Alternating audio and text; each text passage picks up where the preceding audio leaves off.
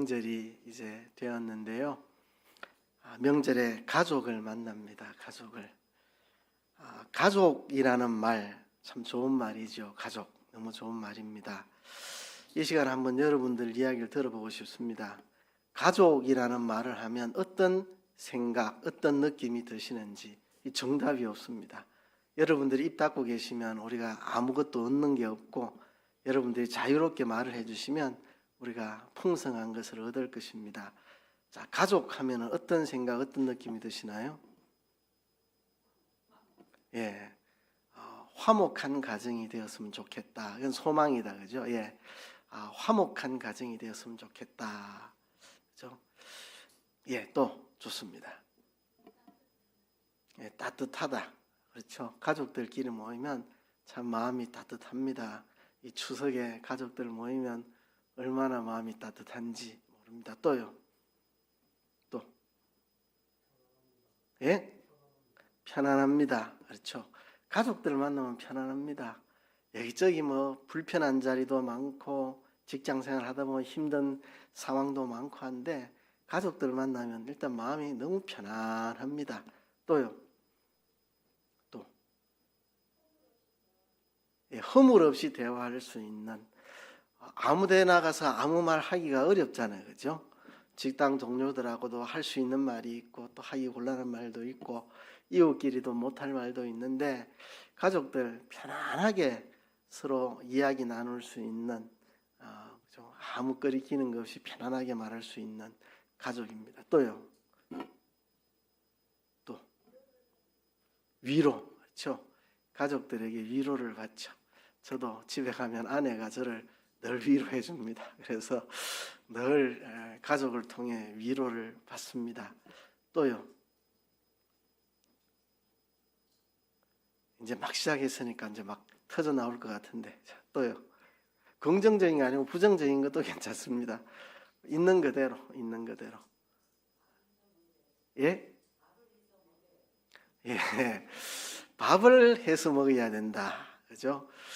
그래서 행복하다는 이야기죠, 그죠? 예, 맞아요. 이 가족들 밥 해 먹이는 게, 그죠? 논에 물 들어가는 거하고 자식들 입에 밥 들어가는 게 그래 보기 좋다는데, 그렇게 즐겁고 행복하면서도 때로는 아이고 우리 명절에 이거 가족들 밥을 몇 끼를 해 먹여야 되노 생각하면 아찔하기도 합니다. 아찔하기도 해요. 예, 또요. 또.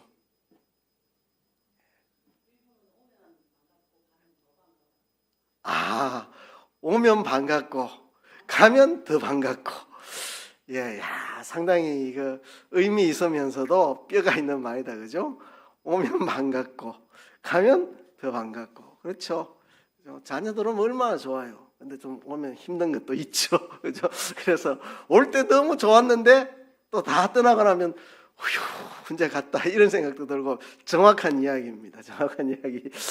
오면 너무 좋고 그러면서도 부담이 좀 되는데 가면 또 너무 좋은, 그죠? 우리 교인들이 그런 이야기 많이 듣습니다. 자녀 오니까 참 좋은데 또 가니까 너무 좋다.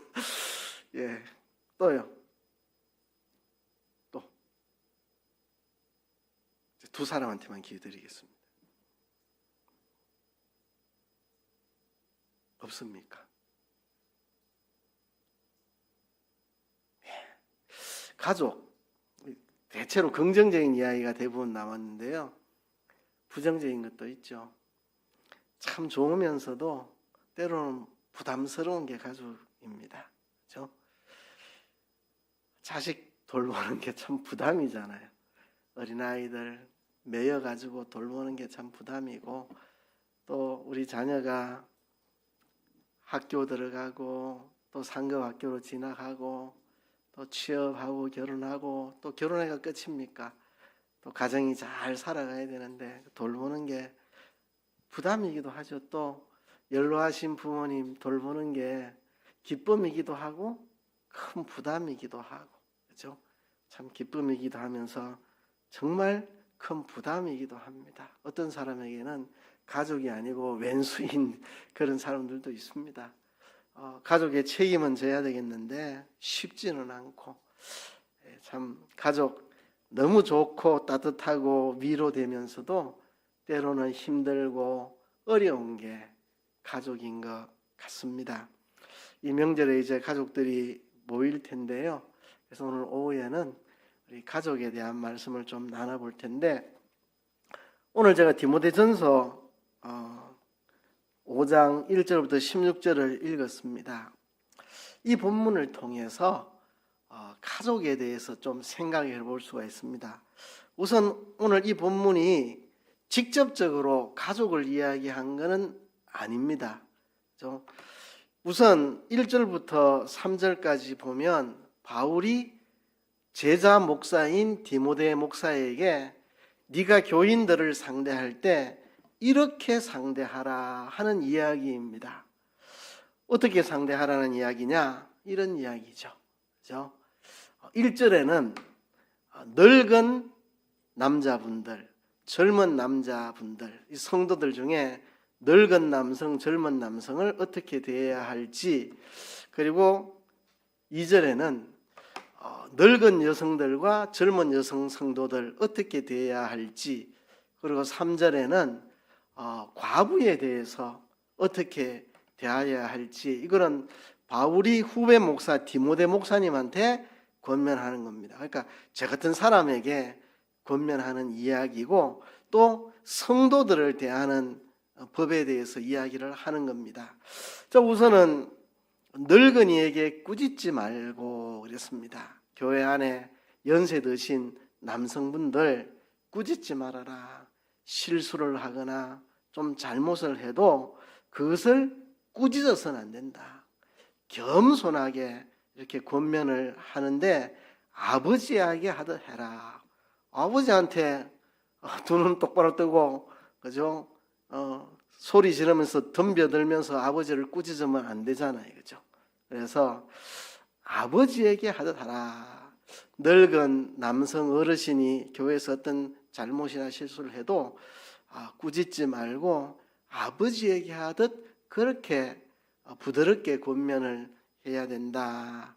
그리고 젊은 남성 성도들에게는 형제에게 하듯 하라 그랬습니다. 형제를 함부로 무시하거나 깔보거나 그러면 안 되죠. 내보다 나이가 적은, 내보다 더 나이가 어린 성도들 대할 때 형제에게 하듯이 그렇게 해라. 또 늙은 여자에게, 이제 교회에 연세 많으신 여성 성도분들 대할 때 어머니에게 하듯 하고, 젊은 여성도들을 대할 때, 내보다 어린 젊은 여성도들을 대할 때는 자매에게 하듯 하는데 한마디가 더 붙어 있습니다. 깨끗한 마음으로, 깨끗함으로 자매에게 하듯 그렇게 대해라. 이제 바울이 디모데에게 성도들을 대하는 방법을 가르쳐 주는 건데, 여기에 숨어 있는 이야기가 있습니다. 왜 교회에 연세 많으신 어르신들에게 할 때 아버지에게 하듯 어머니에게 하듯 하라고 그렇게 말하는가? 가정에서 어머니하고 아버지에게는 함부로 소리 지르지 않고 함부로 덤벼들지 않고 공손하게 대하니까 교회에서도 연세 많으신 어르신들에게 그렇게 대하라는 거거든요. 근데 이 말이 성립되려면 가정에서 먼저 어머니에게 아버지에게 그렇게 해야 되는 거잖아요. 그죠? 버릇없이 집에서 아버지 어머니에게 소리 팍팍 지르고 시행지 확 내는 사람 같으면 이게 말이 안 되잖아요. 아버지에게 하더라 그러면 소리 지르란 말이가, 어머니에게 하더라 하라 그러면 뭐라 하고 막 윽박지르는 얘기가 그거 아니잖아요. 그러니까 교회에서 연세 많으신 어르신들을 대할 때 집에서 엄마에게 아빠에게 하듯 하라고 말을 한다는 것은 당연하게 가정에서 어머니 아버지에게 정말 공손하게 그렇게 대한다는 전제가 깔려 있다는 것입니다. 그죠? 그래서 우리가 이렇게 말할 수 있는 거죠. 교회에서 연세 많으신 분들을 어떻게 대해야 하느냐 하면 쉽게 말해줄게. 어머니에게 하듯 하면 되고 아버지에게 하듯 하면 돼. 이렇게 말하는 거죠. 왜?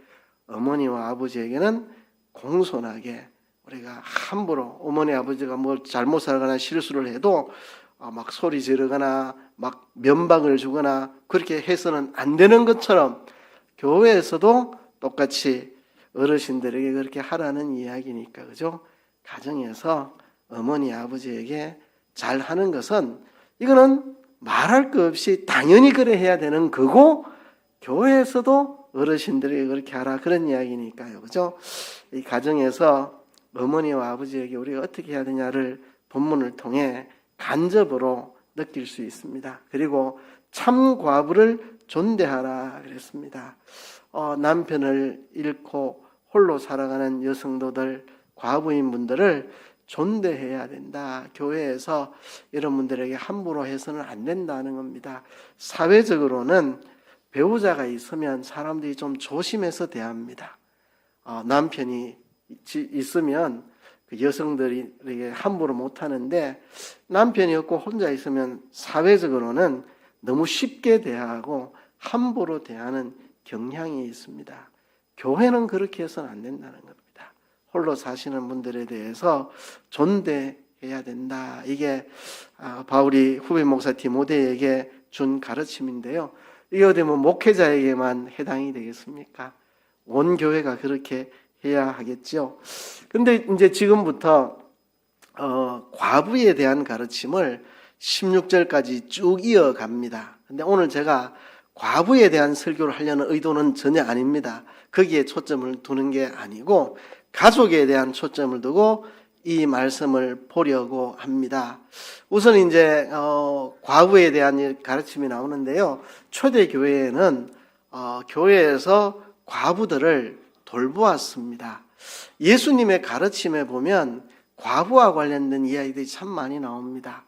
예수님께서 나인성 과부의 이런 아들을 불쌍히 해서 살려주신 이야기, 그게 과부가 나옵니다. 그렇죠? 두 렙돈을 헌금하여 넣는데 가장 많이 헌금한 과부, 두 렙돈을 헌금하여 넣은 과부를 예수님 칭찬하는 대목이 나옵니다. 그렇죠?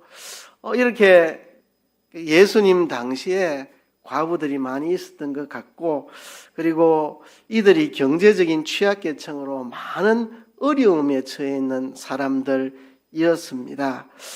그래서 초대교회 때에 이런 과부들을 교회에서 도와주는데 조건이 있습니다. 60세 이상 되신 분들, 60세 이하는 안 됩니다. 60세 이상. 그죠?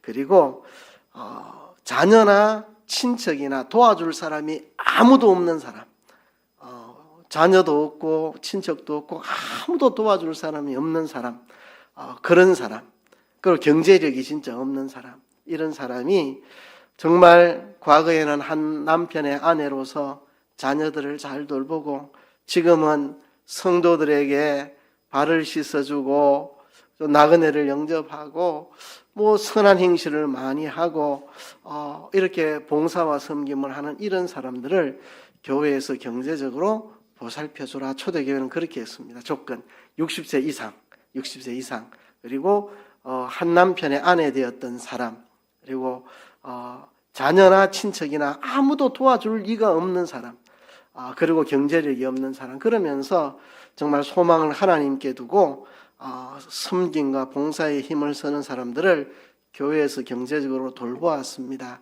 그래서 거기에 전제를 달았습니다. 어떤 전제를 달았느냐 하면 5장 4절에 나오는데, 만일 어떤 과부에게 자녀나 손자들이 있거든 그들로 먼저 자기 집에서 효를 행하여 부모에게 보답하기를 배우게 하라. 그러니까 자녀나 손자가 없는 과부를 교회에서 도와주라. 이게 자녀가 있으면 교회에서 돕지 말고 자녀가 자기 어머니를 돌보게 하고 손자가 자기 할머니를 돌보게 그렇게 해라. 그래서 자녀와 손자가 자기 집에서 효를 행하고 부모에게 보답하기를 배우게 하라. 이건 교회가 책임질 일이 아니고 자녀와 손자들이 어머니와 할머니를, 홀로 된 외로운 어머니 할머니를 돌보라, 이렇게 말한 거거든요.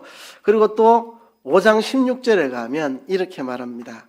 만일 믿는 여자에게 과부 친척이 있거든 자기가 도와주고 교회가 짐지지 않게 하라.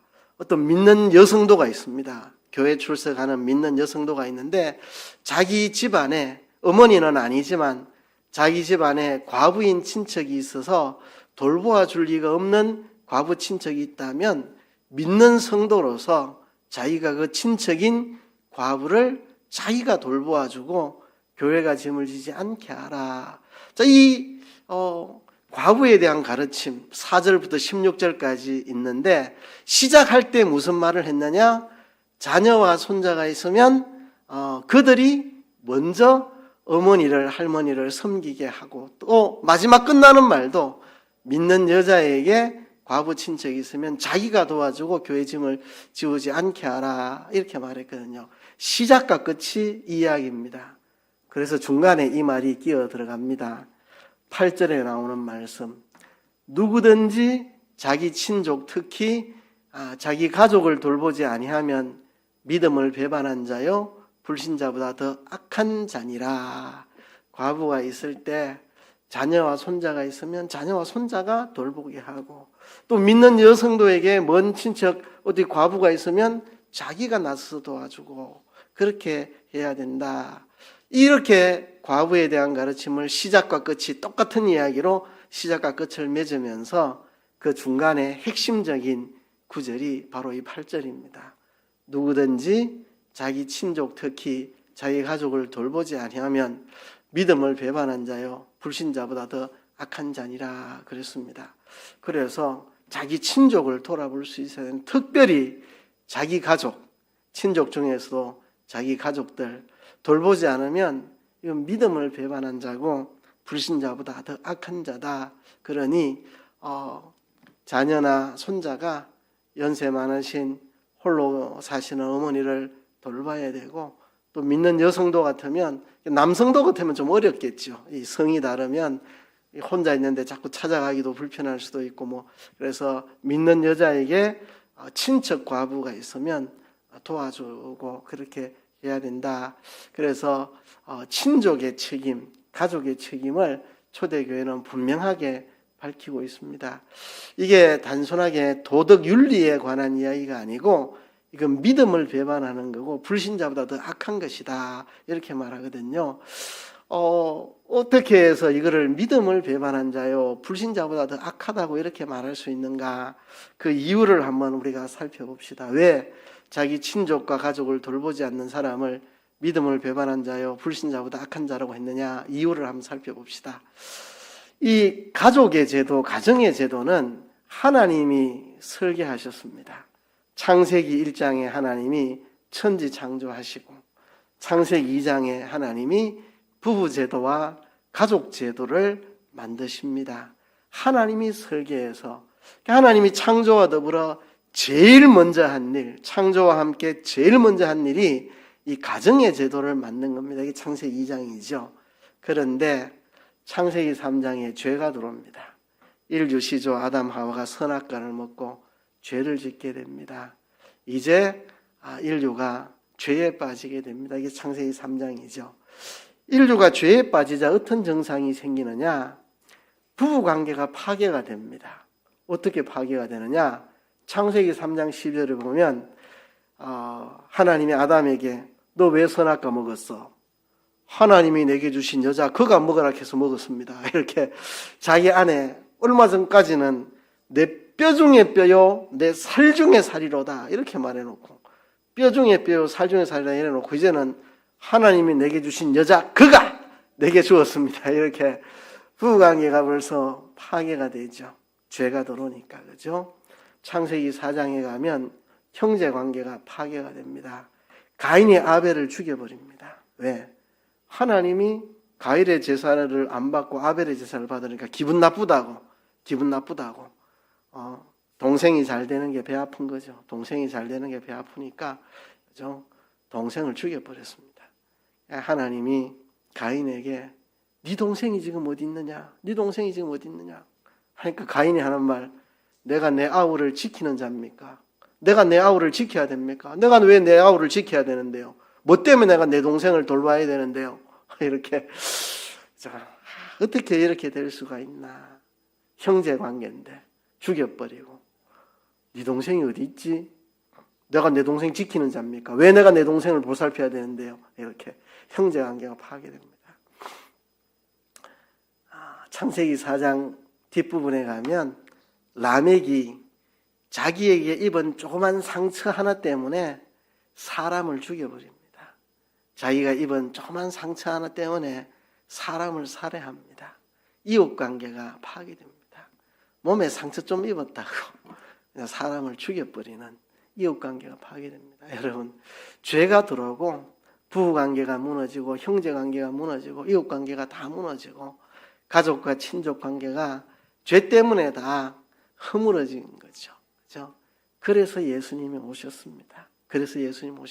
그러면 예수님 오셔서 십자가에 우리 죄를 씻어주신 그 은혜를 받은 우리는 회복해야 됩니다. 하나님이 원래 설계한 가정의 모습대로 회복해야 됩니다. 이 가정들이 얼마나 막 깨지고 상하고 얼마나 그런 가정들이 많습니까? 가정들이 얼마나 뒤틀리고 왜곡되고 부모 자식 간에 부부 간에 형제 간에 얼마나 뒤틀려 있는 가정들 다 죄 때문에 생긴 현상입니다. 그렇다면 죄로 인해서 이런 일이 왔는데 예수님이 십자가에서 우리 죄를 씻어 주셨으면 하나님이 원래 설계한 가정의 모습으로 회복해야 되죠. 부부관계가 회복되고 형제관계가 회복되고 부모 자식 간의 관계가 회복되고 그게 다 회복돼야 됩니다. 그렇기 때문에 가족을 돌보지 않는 사람은 믿음을 배반한 자라 그렇게 말하는 겁니다.